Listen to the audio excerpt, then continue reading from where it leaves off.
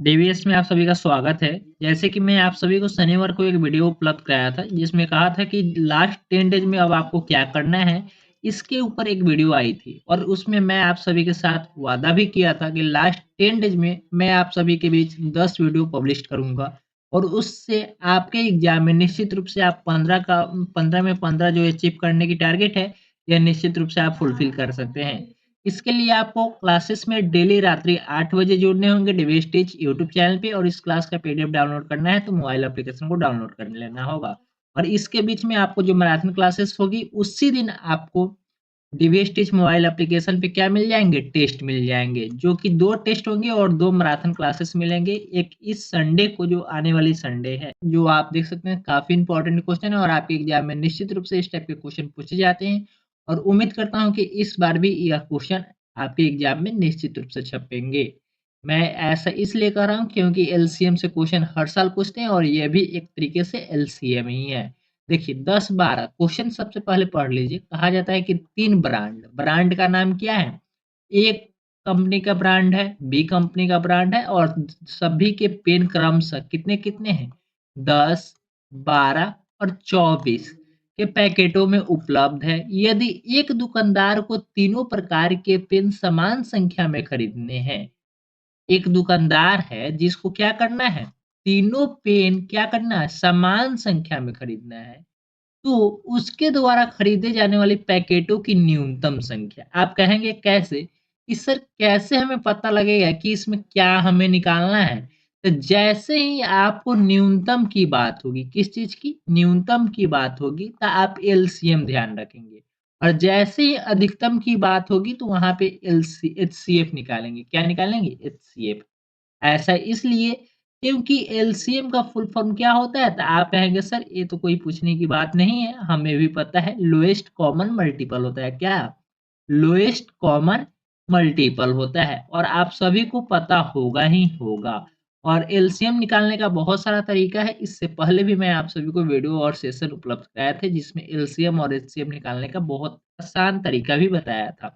चलिए आपको एलसीएम निकालना है तो एलसीएम निकालने का बेसिक तरीका ही मैं यहाँ पे बता देता हूँ ताकि आप लोगों को एग्जाम में जाकर भूले नहीं। देखिए यहाँ पे 2 से लगाएँगे तो 5 आ जाएगा और यहाँ पे 6 आ जाएगा और यहाँ पे कितना आएगा? 12 आ जाएगा। अब देखिए यह कितना से कटेगा? फिर से 2 कटेगा लेकिन 6 से भी कट सकता है। तो आप यहाँ पे 6 से भी लगा दीजिए। 5 यहाँ पे 1 हो जाएगा और यहाँ पे 2। अब यह किसी से भी नहीं कटेगा तब गुना कर दीजिए। 2 गुना 6 गुना 5 गुना 2, कोई दिक्कत नहीं। अब गुना कीजिए। यहाँ पे 6 दूना 6 दूना 12, 12 पचे 60 और 60 दूना कितना हो जाएगा? 120। आपका एलसीएम कितना आ गया? तो आपका एलसीएम कितना आ गया? तो 120 आ गया। अब देखिए एलसीएम 120 आया, कितना आया? एलसीएम आपका इस सभी का एलसीएम निकल गया कितना? 120। एलसीएम 120 निकला। अब आपको पैकेटों की संख्या पता करना है, तो पैकेटों की संख्या कैसे पता करेंगे? इसके बारे में मैं बता देता हूँ। यह आपका 120 आया, क्या है? 120 एलसीएम आया। अब इस 120 को 10 से भाग करेंगे कि तो कितना आएगा? 10 से भाग करेंगे तो 12 आएगा, यानी कि 12 पैकेट खरीदने होंगे। एक कंपनी के कितने पैकेट खरीदने होंगे? तो 12 पैकेट। देखिए ए का 12 कहाँ है? तो ऑप्शन नंबर ए में कितना है? 10 है। ऑप्शन नंबर बी में 5 है। ऑप्शन नंबर सी में कितना है? 10 है। यानी कि ऑप्शन नंबर 1, 2, 3 ये तीनों गलत है। तो यानी कि सही कौन-सा हो जाएगा? Option number 4। कोई दिक्कत? बिल्कुल नहीं। यह उम्मीद करता हूँ आपको क्वेश्चन समझ में आ गए होंगे और एलसीएम निकालने का काफ़ी ईज़ी वे आपको प्रीवियस सेशन में बताए जा चुके हैं। अगर आपके पास टाइम है, आप चाहते हैं कि मैथ में 15 अचीव करना, तो निश्चित रूप से आप हमारे साथ अगले 10 दिनों तक जुड़े रहेंगे और अपने एग्ज़ाम में 15 में 15 अचीव कर सकते हैं। इसके अलावा भी टाइम मिल जाए तो आप प्रीवियस क्लासेस को भी देख सकते हैं। निम्नलिखित में स्टेटमेंट से संबंधित क्वेश्चन पूछे गए हैं। निम्नलिखित में से कौन-सा कथन सही नहीं है? सही कथन की पहचान करना है आपको। सही नहीं बल्कि गलत कथन की पहचान करना। इसमें कहता है कि सभी अभाज्य संख्याएँ विषम संख्याएँ होती हैं। सबसे पहले आप ये बताइए कि अभाज्य संख्या कहते किसको है?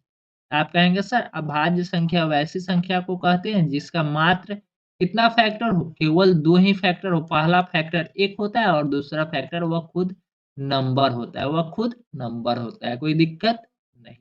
और अभाज्य संख्या शुरू कहाँ से होती है? तो अभाज्य संख्या आपका 2 से शुरू होता है, 3, 5, या इसका दूसरा परिभाषा आप ये भी बोल सकते हैं कि वैसी संख्या जो किसी के टेबल में नहीं आता हो, एक और स्वयं के टेबल को छोड़कर। कोई दिक्कत नहीं। तो यह आगे बढ़ता जाएगा और यहाँ से 9 ना होकर क्या हो जाता है? 11 हो जाता है, 13 हो जाएगा, 17 हो जाएगा, 19 हो जाएगा। इसी तरीके से ये आगे बढ़ता चलता है। तो कहते हैं सभी अभाज्य संख्याएँ विषम संख्या होती है। अब आप यहाँ पे थोड़ा-सा ये बता दीजिए कि विषम संख्या किसको कहते हैं? तो विषम संख्या वैसी संख्या है जो 2 से पूरा-पूरा न कटे। लेकिन यहाँ पे अभाज्य संख्या से 2 से शुरू होती है, लेकिन ये तो 2 से कट जाएगा ना।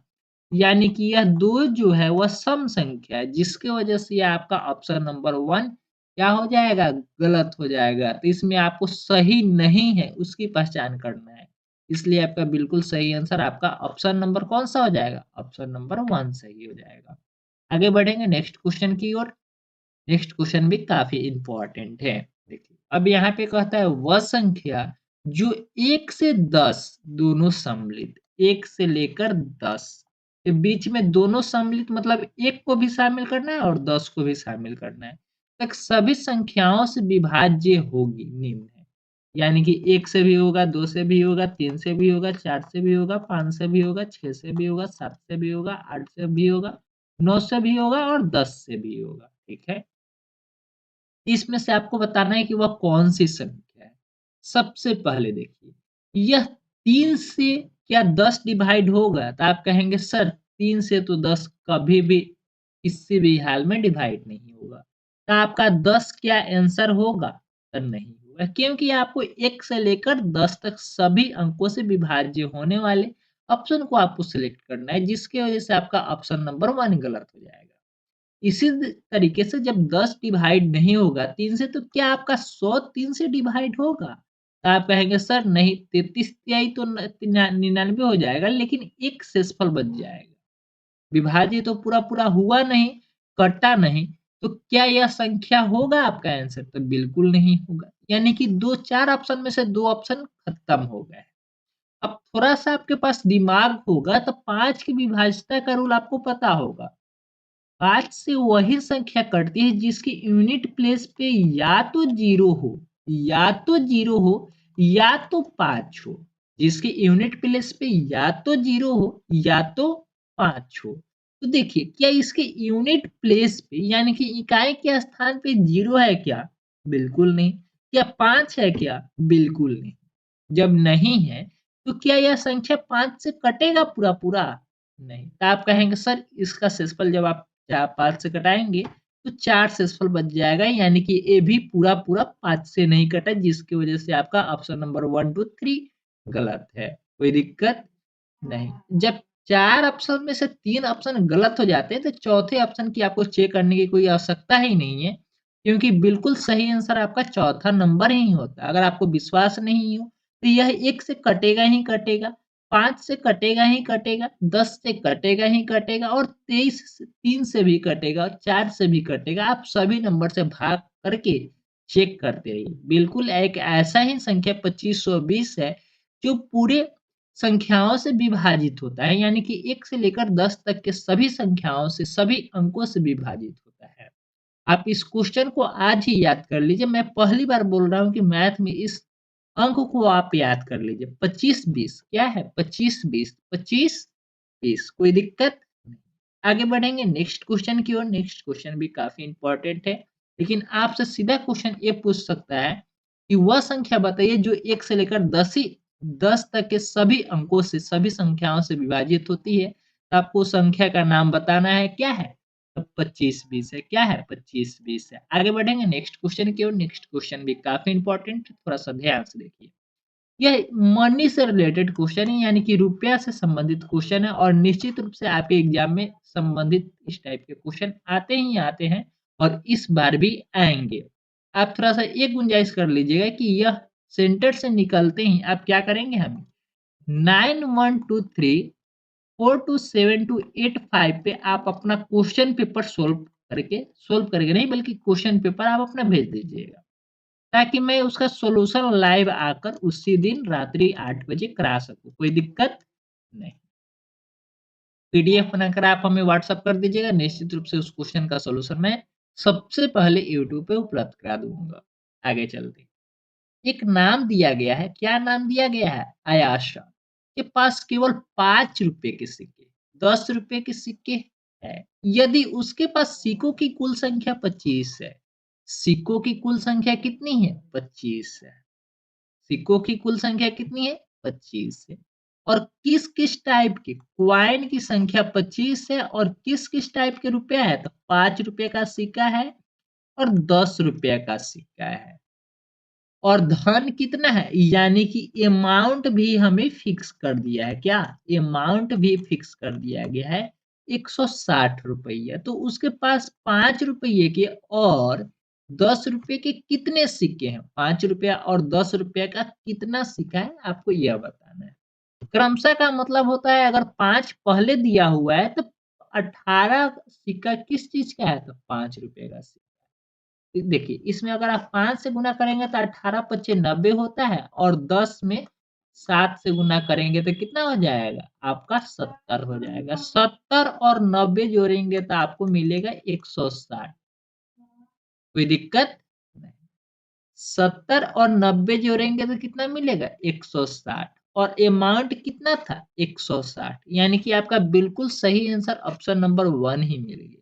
मैं ऑप्शन को चेक कर रहा था जिसकी वजह से मुझे ऑप्शन नंबर 1 ही मिल गया। मान लीजिए ऑप्शन नंबर 1 गलत पाया जाता, 160 ना आकर कोई दूसरा अमाउंट आता, तो आपका ऑप्शन बिल्कुल गलत होता है। नेक्स्ट क्वेश्चन को आपको चेक कर नेक्स्ट ऑप्शन की चेक करने की आवश्यकता थी। आगे बढ़ते हैं नेक्स्ट क्वेश्चन की ओर। नेक्स्ट क्वेश्चन भी काफी इंपॉर्टेंट है और निश्चित रूप से आपके एग्जाम में इस टाइप के भी क्वेश्चन आएंगे ही आएंगे। बोर्ड मार्क्स, इसको क्या बोलते हैं? बोर्ड मार्क्स बोलते हैं। क्या बोलते हैं? BODMAS, board marks. बी से ब्रैकेट होता है, ओ से ऑफ होता है, डी से डिवीजन होता है और एम से मल्टीपल और एस से एडिशन और एस से सब्ट्रैक्ट यानी कि घटाव। कोई दिक्कत बिल्कुल भी नहीं।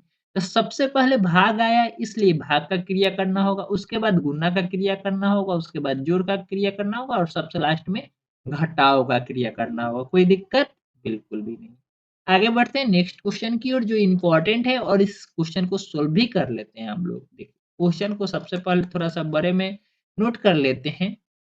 17.5 गुना 3 -21 डिवाइड 7 -3 मल्टीप्लाई 12.5। अब इसका आंसर आपको बताना है तो कैसे करेंगे? देखिए सबसे पहले इतना को आपको क्या करने ना होगा, थोड़ा सा 21 को 7 से डिवाइड करना है तो 21 को 7 से डिवाइड कीजिए। सबसे पहले आपको यही करना होगा, बाकी सभी को आप सेम ही रखिए। 17.5 गुना 3 माइनस 21 को जैसे ही 7 से भाग करेंगे तो आपको 3 आएगा। भागफल कितना मिलेगा? 3 मिलेगा। और यहाँ पे 3 गुना 12.5। अब गुना आपको करना है तो गुना आपको इतना आना चाहिए। टेबल तो 20 तक सभी को याद ही होगा। अगर आप इसको 17 को 3 से गुना करेंगे तो कितना हो जाएगा? 17 तिया 51 यानी कि 51। और 0.5 को 3 से गुना करेंगे तो 1.5 मिलेगा यानी कि 51 और 1.5 दोनों को जोड़ेंगे तो 52.5 मिलेगा। कितना? 52.5 माइनस 3 माइनस 12 तिहाई 36 आपको सभी को याद होगा। 12 तिहाई 36 और 36 0.5 में 3 से गुना करेंगे तो 1.5 मिलेगा यानी कि 1.5 रुपया मिलेगा। कोई दिक्कत नहीं। 36 और 1.5 जोड़ेंगे तो 37.5 मिलेगा। कितना? 37.5 मिलेगा। अब यहाँ पे आपको ज्यादा कुछ नहीं करना है, बस घटाना है। देखिए 52.5 में से आपको घटाना है, ये भी माइनस में है और ये भी आपका माइनस में है यानी कि इस दोनों क्या हो जाएगा? -3 और -37.5 जुड़ जाएगा। तो जुटेगा तो क्या हो जाएगा? -40.5 यानी कि 40.5। अब आपको घटाना है 0.5 से 0.5 तो खत्म हो गया और 52 में से 40 जाएगा यानी कि 12 बचेगा। कितना बचेगा? 12। आपका ऑप्शन नंबर कौन सा सही है? तो आपका ऑप्शन नंबर 2 बिल्कुल सही है। आगे बढ़ेंगे नेक्स्ट क्वेश्चन की ओर और नेक्स्ट क्वेश्चन भी इंपॉर्टेंट है। यहाँ पे थोड़ा सा देख लीजिए ध्यान से क्या कहता है।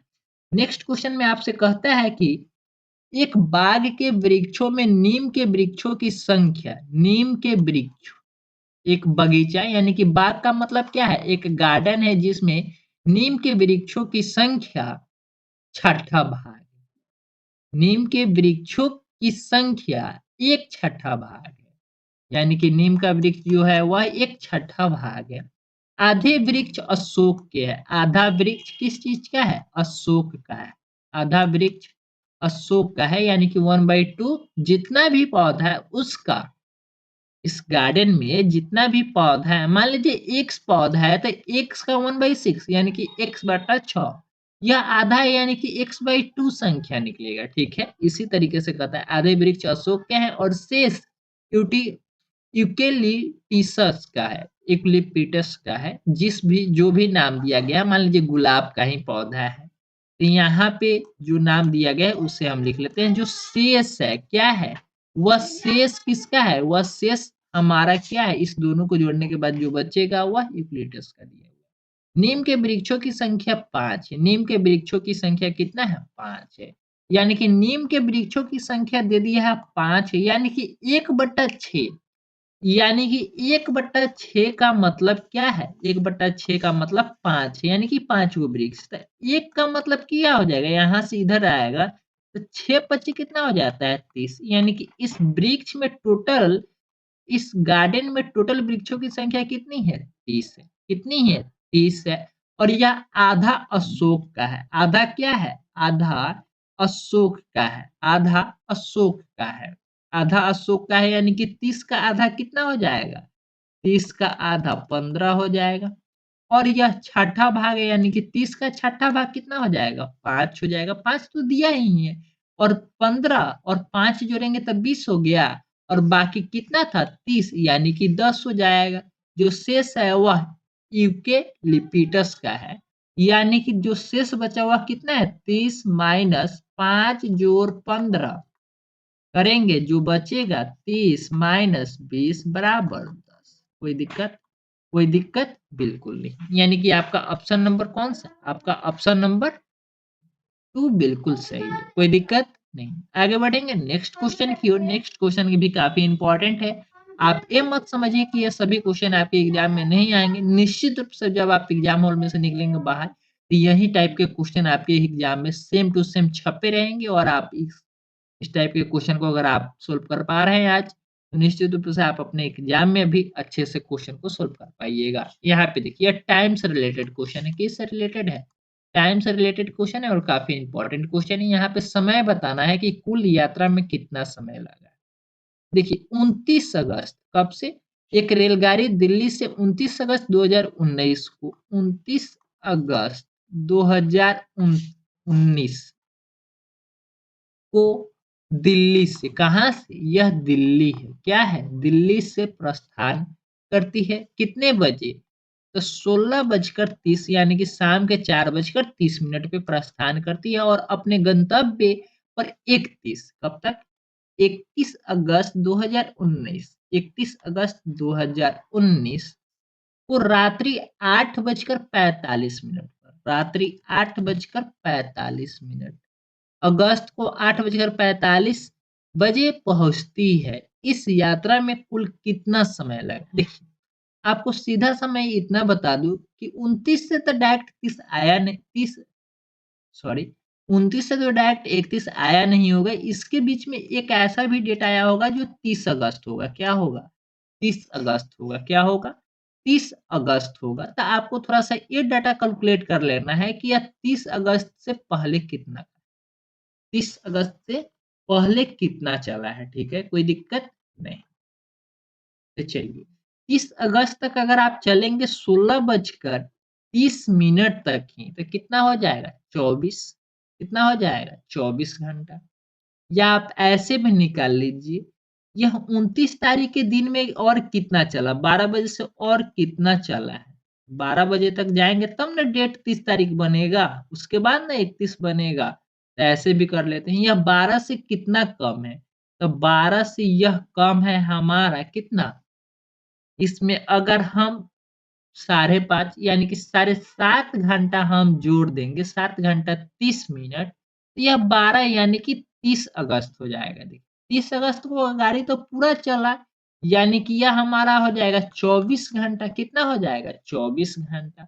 और 8 घंटा और ज्यादा चला, 8 घंटा इधर जोड़ दीजिए, 8 घंटा 45 मिनट, क्योंकि 31 तारीख के डेट में 8 घंटा 45 मिनट ट्रेन चला है। 29 तारीख के डेट में यह 7.5 घंटा ट्रेन चला है और यहाँ पे 30 अगस्त के दिन में यानी कि 24 घंटे ट्रेन चला है। इस सभी को जोड़ेंगे तो आपको 8 7 घंटा और इधर 45 और 30 जोड़ेंगे तो 75 यानी कि 16 घंटा 15 मिनट। 16 घंटा 15 मिनट, तो इसको जोड़ दीजिए कितना हो जाएगा? 24 और 16 जोड़ेंगे तो 40 घंटा 15 मिनट। 40 घंटा 15 मिनट इसका बिल्कुल सही आंसर हो जाएगा आपका ऑप्शन नंबर कौन सा? Option number 4। कोई दिक्कत नहीं। आगे बढ़ेंगे नेक्स्ट क्वेश्चन की ओर। नेक्स्ट क्वेश्चन यह घटते क्रम में आपको अरेंज करने के लिए कहा जा रहा है। घटते क्रम तो डायरेक्ट बोल दिया है, जिसकी वजह से आप इस क्वेश्चन का बिल्कुल सही आंसर बताने में सक्षम है, यानी कि बना पाएंगे। इस क्वेश्चन को आप सोल्व भी कर पाएंगे। लेकिन जब यह आपसे कह दे कि बताइए डिसेंडिंग ऑर्डर, किस चीज में? Descending order. इंग्लिश में भी लिखेगा तो आप तो बता ही देंगे, लेकिन जैसे ही यहाँ पे एक नाम बहुत सारा एग्जाम में देता ही देता है और सीटेट में प्रीवियस ईयर जब आप पेपर खोल के देखे होंगे तो वहां पे अवरोही क्रम लिखता है। क्या लिखता है? अवरोही क्रम। अवरोही का मतलब क्या है? Descending order. क्या? Descending order. और आरोही का मतलब क्या है? आरोही का मतलब क्या है? आरोही का मतलब है हमारा असेंडिंग ऑर्डर। क्या? Ascending order. क्या? Ascending order. असेंडिंग ऑर्डर किस चीज का? आरोही का मतलब। और डिसेंडिंग का मतलब क्या है? डिसेंडिंग का मतलब है अवरोही क्रम और असेंडिंग का मतलब है आरोही क्रम। इसका हम कहते हैं घटते क्रम में लिखना है। क्या? घटते क्रम में सजाना है।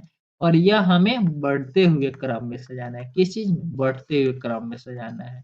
घटते हुए क्रम में सजाने का सीधा सा मतलब है सबसे बड़ा सबसे पहले, सबसे बड़ा सबसे पहले और उसके बाद यह छोटा-छोटा खत्म हो जाएगा। यानी कि सबसे बड़ा जो होगा सबसे पहले होगा।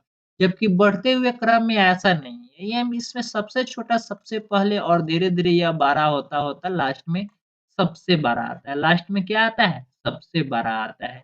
यानी कि अब उम्मीद करता हूँ कि आपको समझ में आ गए होंगे। मान लीजिए यह एक क्वेश्चन दिया हुआ है, यहाँ पे नंबर लिखा हुआ है 2, 1, यहाँ पे 4, 5। अब कहता है इसको असेंडिंग ऑर्डर यानी कि आरोही क्रम में यानी कि बढ़ते क्रम में अरेंज कीजिए। तो आपको सबसे पहले क्या करना होगा? सबसे छोटा ढूंढना होगा। तो 2 है, उसके बाद 3 है, तब 4 है, तब 5 है। इसी तरीके से अगर आपको कहे कि इसको डिसेंडिंग ऑर्डर आरोही क्रम और घटते क्रम में बताइए तो हो जाएगा 5, 4, 3, 2। कोई दिक्कत नहीं। हम लोग चलते हैं क्वेश्चन पे और काफी इंपॉर्टेंट क्वेश्चन भी थी, इससे आप हम लोग अरेंज कर लीजिएगा और कोशिश कीजिएगा इसका आंसर आप हमें कमेंट सेक्शन में बता दीजिए। इसमें एमएम, सेंटीमीटर और मीटर में भी दी गई है, तो थोड़ा सा आप ध्यान से रखिएगा। ठीक है, कोई दिक्कत नहीं। आगे बढ़ते हैं नेक्स्ट क्वेश्चन की ओर। नेक्स्ट क्वेश्चन भी काफी इंपॉर्टेंट है। यहाँ पे कहता है कि एक 180 सेंटीमीटर एक तार है जिसकी लंबाई कितना है? 180 सेंटीमीटर लंबी तार को एक आयत का रूप दिया गया है। एक आयत का रूप दिया गया है, यानी कि इसे मोड़कर अब क्या बना दिया गया है? आयत बना दिया। क्या? क्या बना दिया गया है? आयत बना दिया गया है। तो यह तार ही ना था। इसका लंबाई अगर 180 सेंटीमीटर है तो यह आयत का अब क्या बन गया? परिमाप बन गया। क्या बन गया? परिमाप बन गया। आयत का परिमाप 180 सेंटीमीटर मिल गया। आयत का परिमाप कितना मिला? 180 सेंटीमीटर मिला ना। तो आयत के परिमाप का फॉर्मूला क्या होता है? तो आप कहेंगे सर 2 इंटू लंबाई प्लस चौड़ाई। 2 इंटू लंबाई प्लस चौड़ाई। तो यहाँ पे कहता है आयत की चौड़ाई 30 सेंटीमीटर। आयत की चौड़ाई 30 सेंटीमीटर है, तो आयत की चौड़ाई का 30 मीटर यहाँ पे लिख दीजिए। चौड़ाई है 30 मीटर। कितना है? 30 मीटर चौड़ाई है, यानी कि एल आपको निकालना है 30, यहाँ पे 180। कोई दिक्कत नहीं। यहाँ पे 2 गुना में तो इधर आएगा तो क्या हो जाएगा? भाग में हो जाएगा। आप इसको भाग करेंगे 180 को 2 से तो कितना आएगा? आपको 90 मिलेगा। 90 और एल प्लस 30 बराबर 60, 90 है, सॉरी 90 है। तो यहाँ पे हम एल की जगह पे क्या रख दे? कितना सेंटीमीटर रख दे कि 90 हो जाएगा? तो आप कहेंगे सर एल प्लस यानी कि लंबाई प्लस 30 बराबर 90 सेंटीमीटर हमें आया। तो देखिए क्या 45 और 30 जोड़ेंगे, 45 और 30 जोड़ेंगे तो 90 के बराबर है। तो आप कहेंगे सर बिल्कुल नहीं, यानी कि आपका बिल्कुल ऑप्शन नंबर 1 नहीं हो सकता। ऑप्शन नंबर 1 ऐसा इसलिए नहीं हो सकता क्योंकि 45 और 30 जोड़ेंगे तो 75 होगा, जबकि आपको 90 चाहिए। यहाँ पे 90 और 30 जोड़ेंगे तो 120 हो जाएगा, जो कि बिल्कुल ज्यादा है। यह बिल्कुल गलत हो जाएगा। 120 और 30 जोड़ेंगे तो 150 हो जाएगा, जो कि बिल्कुल गलत है। आपको चाहिए कितना? 60 चाहिए। कितना चाहिए? 60, यानी कि ऑप्शन नंबर आपका 2 बिल्कुल सही है। या इससे थोड़ा सा आगे बढ़ेंगे और यहाँ पे 90 में से 30 घटा लेंगे, बराबर को साइड में जाएगा तो घट जाता है, या हमारा 60 सेंटीमीटर आ गया। कोई दिक्कत नहीं, ऑप्शन नंबर 2 बिल्कुल सही है।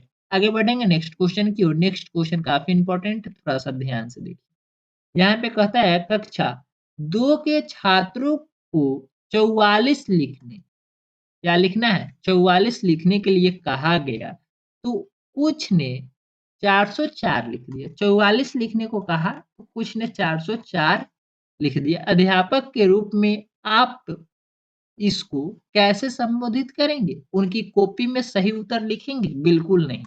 एक बार में आप सही उत्तर लिख देंगे तो वो गलत है। ऐसा सीडीपी यानी कि पेडालॉजी कभी नहीं कहता है ऐसा करने के लिए। उन्हें मूर्त पदार्थों से विनिमय नियम समझाएंगे। विनिमय क्रमिन्वयन इस टाइप के तो कुछ इस पे सवाल ही नहीं है, ऐसा तो करना ही नहीं है। उनको उस समूह में रखेंगे जिसने सही लिखा है। ये तो सही लिखा नहीं है। हमने कहा क्या? 44 लिखना है, लेकिन लिख कितना दिया? 404। तो ये क्या सही है? बिल्कुल नहीं। तो सही वाले में तो हम रख नहीं सकते। या तो आपका ऑप्शन नंबर 2 सही होगा या तो 3 सही होगा। उन्हें सही प्राप्त उन्हें सही उत्तर प्राप्त करने के लिए कहेंगे। हाँ, बिल्कुल, आप उन्हें कहेंगे कि फिर से सही उत्तर प्राप्त कीजिए, या आपका क्या है? गलत है। थोड़ा-सा फिर से कोशिश कीजिए।